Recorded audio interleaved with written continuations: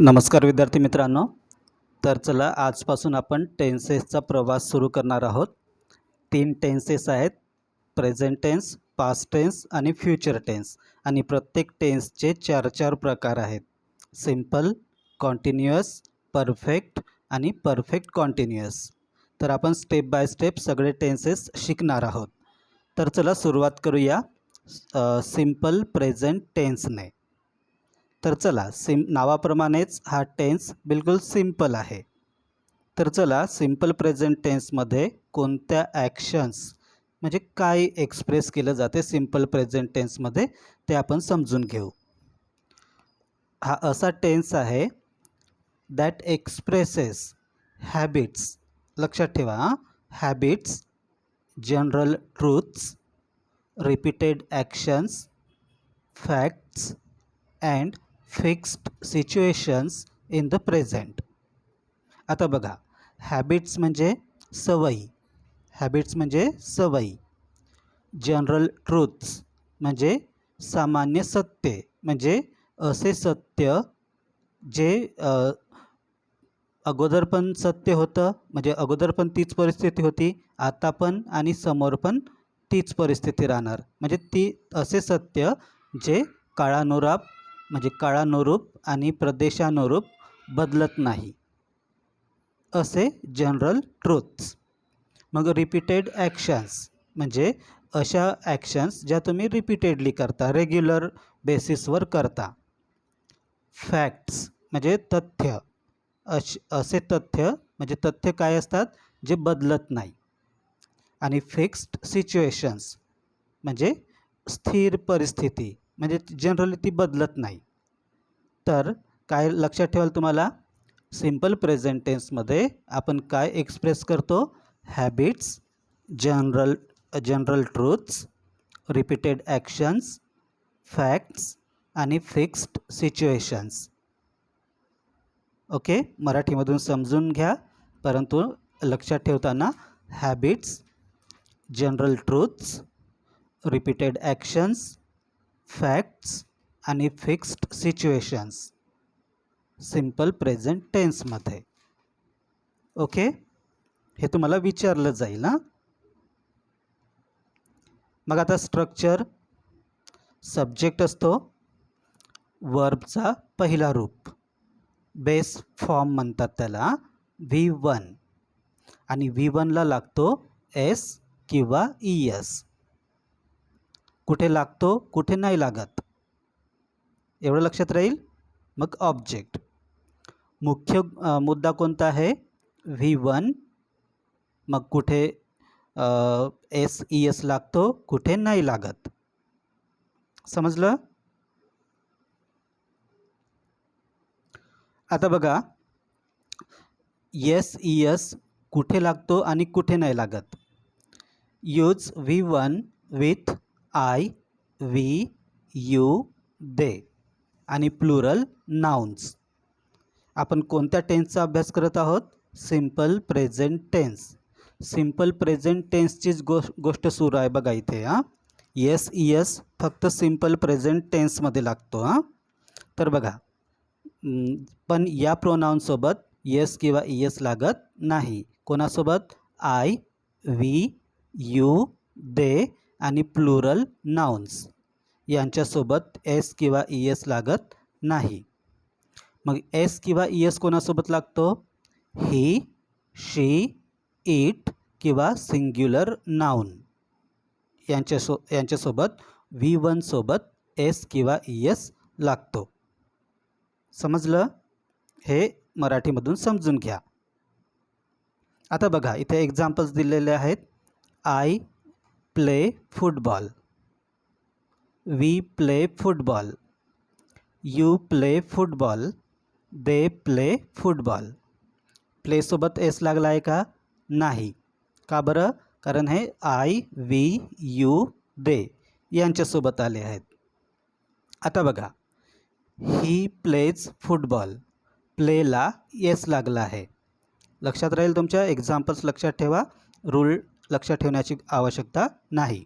He plays football, she goes to school, गोला ES लागला आहे बघा. She goes to school. It rains in the evening. Okay. आणि इथे जर शीच्या ऐवजी एखाद्या व्यक्तीचं नाव असतं, एखाद्या स्टुडंटचं नाव असतं, Ridhima goes to school. Tiger eats dear.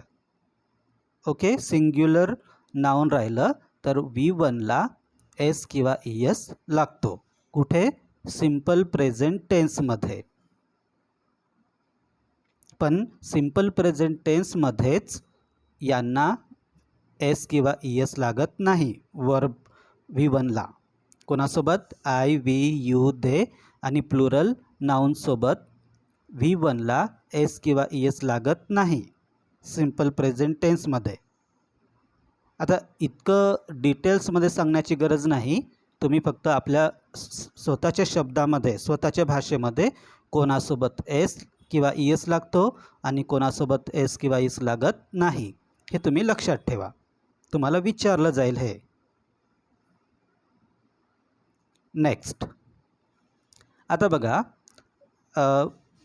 Simple present tense कशासाठी यूज केला जातो हे आपण वरच शिकलो आहोत. कशासाठी? Habits, general truths, repeated actions, facts आणि फिक्स्ड सिच्युएशन्स. प्रेझेंटमधील बरं सगळे habits, general truths, repeated actions, facts आणि फिक्स्ड सिच्युएशन्स. आता बघा, एक्झाम्पलसोबत आपण समजून घेऊ हेच. टू टॉक अबाउट हॅबिट्स, सवयीबद्दल बोलण्यासाठी. आता हॅबिट कोणती असू शकते बघा? I play cricket every evening. जर तुम्ही रोज सायंकाळी क्रिकेट खेळत असाल, रोज जनरली म्हणजे मॅक्झिमम टाईम, तर ती ॲक्शन आहे ती तुम्ही सिम्पल प्रेझेंट टेन्समध्ये सांगाल. म्हणजे V1 यूज होणार तिथे.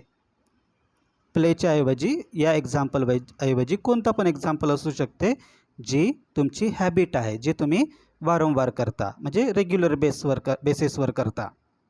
I play cricket every evening.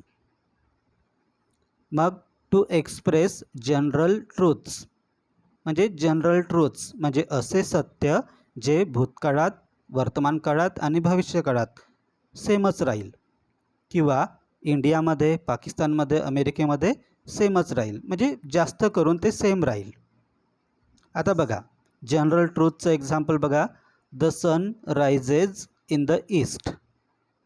आता असं नाही म्हणू शकत आपण काल सूर्य ईस्टला उगवला, कारण ते सांगण्याची गरजच नाही ना, कारण नेहमीच तो ईस्टलाच राईज होतो. त्याच्यामुळे असे जनरल ट्रूथ सांगण्यासाठी simple present tense. To talk about repeated actions, वारंवार होणाऱ्या actions. She goes to the gym every day, जे तुम्ही रोज करता ती गोष्ट सांगण्यासाठी simple present tense. She goes to the gym every day. मग टू एक्सप्रेस फॅक्ट्स, फॅक्ट म्हणजे जे जगातल्या प्रत्येक ठिकाणी, मॅक्झिमम ठिकाणी ती लागू होते. Water boils at 100 degree Celsius. हे काय? फॅक्ट आहे. म्हणजे पूर्वी पण तेच होत होतं, आता पण, नंतर पण तेच होणार. तर अशा फॅक्ट्स सांगण्यासाठी. To talk about fixed situations, म्हणजे जे जास्त काळासाठी ती सिच्युएशन आहे ती जास्त काळासाठी लागू आहे.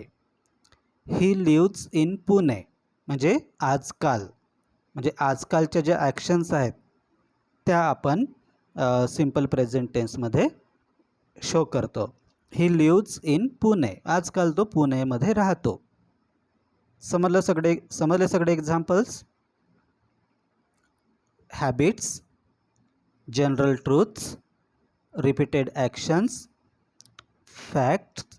फॅक्ट्स आणि फिक्स्ड सिच्युएशन्स हे शो करण्यासाठी सिम्पल प्रेझेंट टेन्सचा वापर केला जातो. हे पण तुम्हाला विचारलं जाईल एक्झाम्पल्ससोबत. आता एक्झाम्पल्स बघा. सवय बघा किंवा repeated action. I wake up early in the morning. I wake up early in the morning. They study in this school. She sings very well. We like to watch movies. The train arrives at 6 o'clock. Birds fly in the sky. Children love chocolates. He works in an office. You speak English fluently. The shop opens at 9 a.m. Okay. या सगळ्यामध्ये काय आहे, V1 use केला आहे आणि कुठे कुठे V1 सोबत एस किंवा ES लागला आहे. एक्झाम्पलसुद्धा लक्षात ठेवा. मराठीतून तुम्हाला विचारले जातील, तुम्हाला ते इंग्लिशमध्ये सांगता आलं पाहिजे. आता बघा एस किंवा ES. एस कुठे लावतो, ES कुठे लावतो. हां बघा, verbs ending in S, SH, CH, X, Z या वर्बच्या V1च्या एंडला जर हे लेटर्स असतील तर आपण ES लावतो. एस हां हेच आहे मराठीत सांगितलेलं. जसं वॉश आहे तर वॉशला washes. Verbs ending in consonant plus Y change Y to I and adds ES. आता बघा, जर शेवटचे दोन लेटर, शेवटचा वाय आणि त्याच्या अगोदर एक कॉन्सोनंट असेल, AEIOUला सोडून वायच्या अगोदर कॉन्सोनंट असेल तर त्याला फक्त डायरेक्ट ES न लावता वायला कट करून त्याच्या ठिकाणी आय लिहितो आणि मग ES जोडतो. स्टडी आहे बघा, वायच्या अगोदर D आहे म्हणजे कॉन्सोनंट आहे, म्हणून स्टडीला S लावण्या अगोदर किंवा ES लावण्या अगोदर वायला आपण कट केलं, त्याच्या जागी आय लिहिलं आणि मग ES जोडलं. Studies, STUDIES, studies. समजले हे दोन्ही रूल्स. आता बघा, V1च्या शेवटी वाय दिसला म्हणजे तुम्ही IES लावाल असं नाही. जर वायच्या अगोदर वावल असेल AEIOU यांच्यापैकी तर त्या ठिकाणी IES लावण्याची गरज नाही. डायरेक्ट काय लावायचं, S लावायचं, फक्त S लावायचं. वायच्या अगोदर वावल असेल, आता इथे बघा वायच्या अगोदर O आहे आणि O काय आहे, वावल आहे, म्हणून इथे डायरेक्ट S, ENJOYS, एन्जॉयज. हे पण रूल्स तुम्हाला विचारले जातील. हां आणि मग हे 3 रूल्स सोडले की बाकी सगळ्यांना येस. आता शेवटी बघा, सिम्पल प्रेझेंट टेन्समध्ये जनरली हे म्हणजे फ्रेजेस येतात, वेळ दर्शवणारे शब्द येतात. टाईम एक्सप्रेशन्स म्हणतात त्यांना. Every day, every morning, every week, often, usually, sometimes, always, never, in the morning, at night. पुन्हा ऑन संडेज म्हणजे प्रत्येक रविवारी. Once a week, twice a day, twice म्हणजे 2दा, इन द इव्हिनिंग. असे टाईम एक्सप्रेशन्स सिम्पल प्रेझेंट टेन्समध्ये येतात. तर तुम्हाला हे पण विचारलं जाईल, कोणते टाईम एक्सप्रेशन्स जनरली कोणते शब्द सिम्पल प्रेझेंट टेन्समध्ये येतात. ठीक आहे, हे फक्त आपण समजून घेतलो. व्हिडिओ पॉज करून तुम्ही पॉईंट बनवत चला आणि त्या नोट्समधून तुम्ही अभ्यास करा. ठीक आहे, बाय. या व्हिडिओनंतर तुम्हाला सगळं म्हणजे जे सांगितलं आहे त्या प्रत्येक पार्टवर तुम्हाला प्रश्न विचारण्यात येतील किंवा टेस्ट घेण्यात येईल, रिटन किंवा ओरल. ठीक आहे. बाय.